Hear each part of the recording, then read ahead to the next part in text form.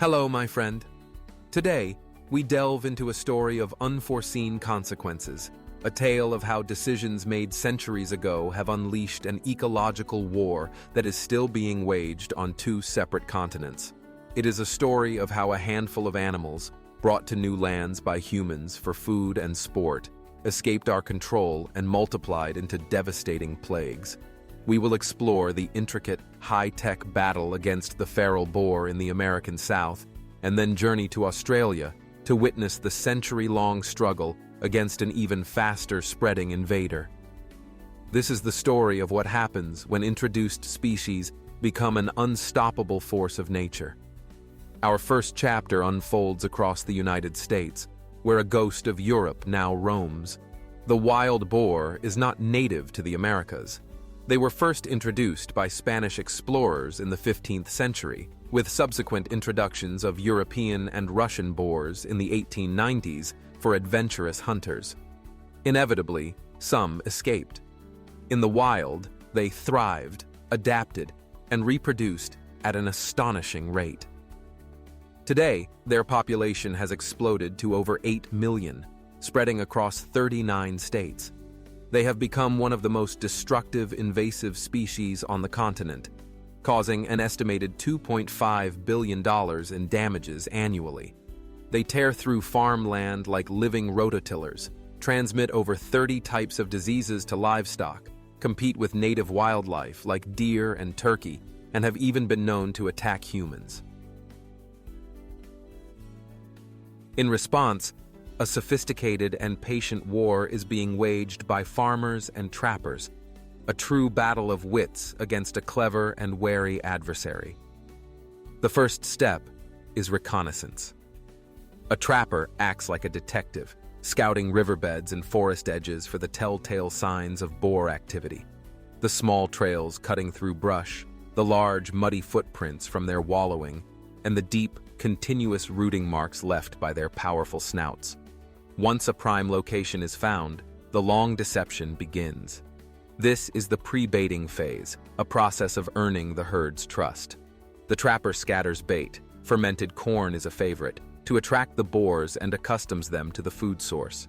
The critical challenge is to keep the bait supplied without revealing human presence, as the boar's keen sense of smell will drive them away. This is where modern technology comes in. Trail cameras, sending images directly to a smartphone, become the trapper's eyes in the field. They can monitor the herd's activity and the bait levels remotely, only moving in to replenish the supply when necessary.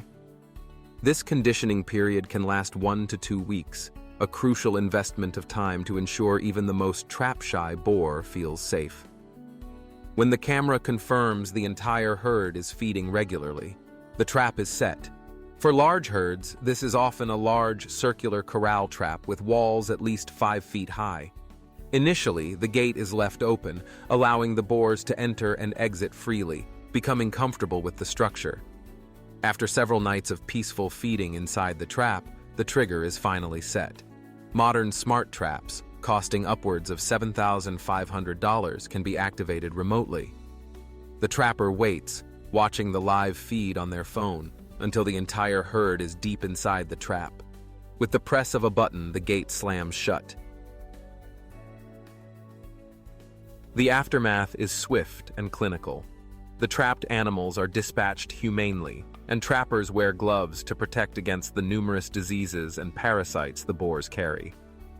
While some meat is consumed, much of it is sold to specialized processors like Broken Arrow Ranch in Texas, which handles 1,500 to 1,700 wild boars a year, turning a devastating pest into a commercial product.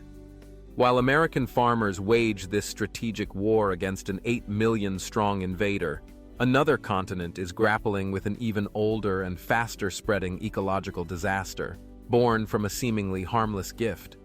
Our second chapter takes us to Australia and the legacy of just 24 rabbits.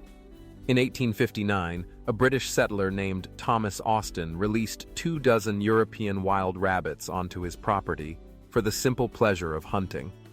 It was a decision that would change the continent forever. These were not domesticated rabbits. They carried wild genetics that made them perfectly suited to survive in Australia's harsh landscape. With few natural predators and an astonishing reproductive rate, a single female can produce over 4 litters a year, their population exploded. Within 50 years, they had spread across the entire continent, the fastest mammalian invasion ever recorded. The devastation they wrought was absolute. They stripped vegetation, gnawed the bark from trees, and their relentless burrowing caused massive soil erosion. Entire ecosystems were altered, and they pushed nearly 300 native plant and animal species to the brink by outcompeting them for food and space. The agricultural damage is estimated at over $200 million annually.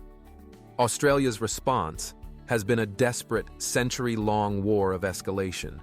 They tried mechanical warfare, using plows to destroy the complex rabbit warrens. When that failed, they turned to biological warfare.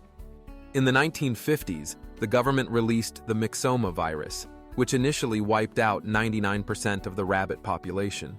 But evolution fought back. The rabbits developed a genetic resistance. A second virus, RHDV, was introduced decades later with similar initial success, followed again by growing resistance. The battle continues today, with scientists searching for new pathogens in an ongoing evolutionary arms race. From a handful of boars carried on ships to the Americas to 24 rabbits released for sport in Australia, these stories serve as powerful cautionary tales. They reveal how seemingly small actions can have profound, lasting, and devastating consequences on an entire ecosystem. The costly, unending battles being fought today on opposite sides of the world are the direct inheritance of these fateful introductions, a stark reminder of our power to reshape the planet, often in ways we never intended.